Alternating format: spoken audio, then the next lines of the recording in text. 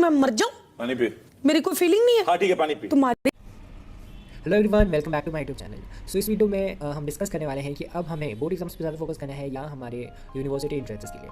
Board exams यानी अब जो हमारा आधा सेमेस्टर बच गया है, या जो मिड टर्म के बाद का जो भी सिलेबस है, फाइनल बोर्ड एग्जाम्स के लिए प्रिपेयर करिए या फिर यूनिवर्सिटी एंट्रेंसेस के लिए। ये सवाल अब ज़्यादा इंपॉर्टेंट इसलिए हो गया है क्योंकि अगले साल से शायद ही कोई यूनिवर्सिटी आपको बोर्ड एग्जाम के मार्क्स के बेसिस पर एडमिशन देने वाली होगी।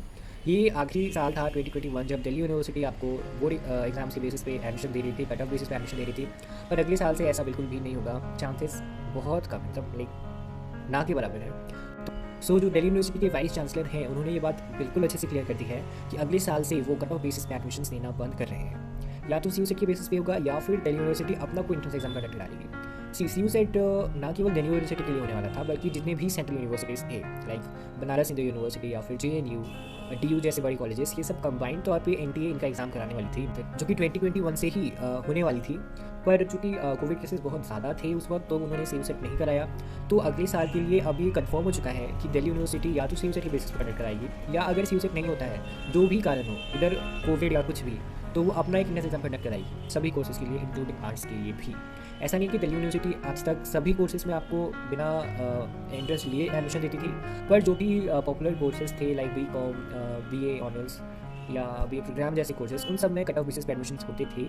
उसमें भी कुछ ऐसे कोर्सेज़ थे जिनके लिए एंट्रेंस कंडक्ट कराती थी DU, बट अगले साल से ये कंफर्म हो चुका है कि वो लोग एंट्रेंस बेसिस पर ही एडमिशन देने वाले हैं। ये चीज़ एक और बात क्लियर की है VC ने कि वो लोग 100% वेटेज सिर्फ और सिर्फ एंट्रेंस एग्जाम को ही देंगे। पहले ये बात थी कि 50% आपको एंट्रेंस के बेसिस पे जज किया जाएगा और 50% आपकी बोर्ड एग्जाम के बेसिस पे, पर अब वो भी नहीं है।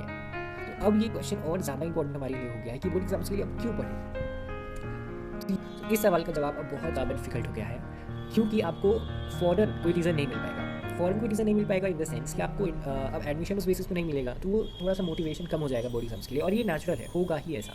तो मैं आपको सजेस्ट करूँगा कि हाँ ठीक है, आपको फ़ौरन कोई रीज़न नहीं मिलेगा, फ़ौरन कोई रिजल्ट नहीं मिलेगा, but at a long run वो आपके लिए हेल्पफुल होगा।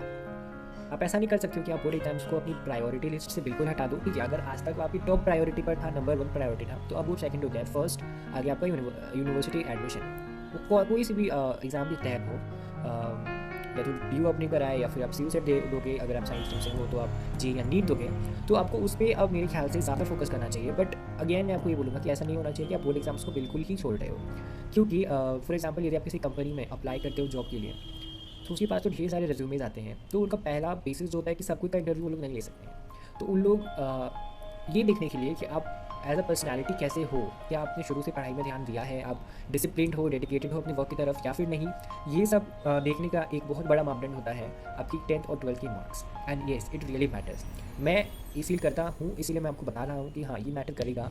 भले शॉर्ट रन में आपको लगे कि नहीं, ये कोई भी इंपॉर्टेंस नहीं रखा है, but at a long run वो मैटर करेगा। तो एट दिस पॉइंट आपको किस पे ध्यान देना है, आपका अभी पूरा बोर्ड एग्जाम्स बचा हुआ है, आधा सिलेबस आपको कवर अप करना है, और आपको at the same time entrance के लिए भी प्रिपरेशन करना है। एंट्रेंस के लिए प्रिपरेशन आप ये मत सोचना कि बोर्ड एग्जाम की बात करूँगा, क्योंकि उसके बाद टाइम बिल्कुल भी नहीं मिलेगा और उसमें बिल्कुल ब्लैंक हो जाओगे कि अब मैं क्या करूँ, मैं बोर्ड एग्जाम्स के लिए पढ़ूँ।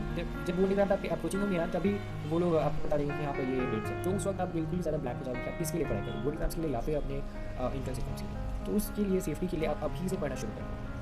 ये बात मैंने आपको पिछली वीडियोस में भी बताई थी कि आपको अभी से प्रिपरेशन करनी शुरू कर देनी चाहिए। पर अब जबकि ये बिल्कुल क्लियर हो चुका है कि अगले साल आपका कोई भी चांस नहीं है बोर्ड एग्जाम के बेसिस पे किसी भी कॉलेज में एडमिशन का, तो मैं आपको ये सजेस्ट करूँगा कि आपको अपनी फर्स्ट प्रायोरिटी आपके एंट्रेंस एग्जाम को देनी चाहिए। अगर आप स्ट्रीम चेंज नहीं कर रहे हो तो आपका सिलेबस सेम होगा।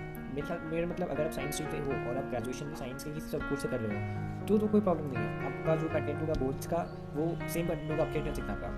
पर अगर आप स्ट्रीम चेंज कर रहे हो, अगर आप साइंस से आर्ट स्ट्रीम में जा रहे हो, तो ये थोड़ा सा आपके लिए क्रिटिकल होगा। अभी से आपको पढ़ना शुरू करना पड़ेगा मैं इसलिए बोल रहा हूँ क्योंकि आर्ट्स का कोई सिलेबस ऐसा डिफाइंड नहीं होता है। हिस्ट्री में भी इतनी ज़्यादा हिस्ट्रीज़ है, मतलब आप इंडिया की पढ़ोगे, बाहर की पढ़ोगे, यूरोप की पढ़ोगे, कहाँ की पढ़ोगे, तो आपको अभी से ऐसे बेसिक अंडरस्टैंडिंग बनानी पड़ेगी, क्योंकि बहुत कुछ याद रखना पड़ता है। और मैं फील कर चुका हूँ, इसलिए आपको बता रहा हूँ सॉरी, कि आपको बहुत प्रॉब्लम होगा अगर आप अभी से नहीं पढ़ोगे तो। So in short, in a nutshell, the whole videos intent was कि आपको अपनी फर्स्ट प्रायोरिटी देनी है एंट्रेंस एग्जाम को, सेकंड प्रायोरिटी बोर्ड एग्जाम को। तो दोनों को आप ऐसे संभाल कर आपको चलना पड़ेगा। थैंक यू फॉर वॉचिंग, मिलते हैं अगली वीडियो में।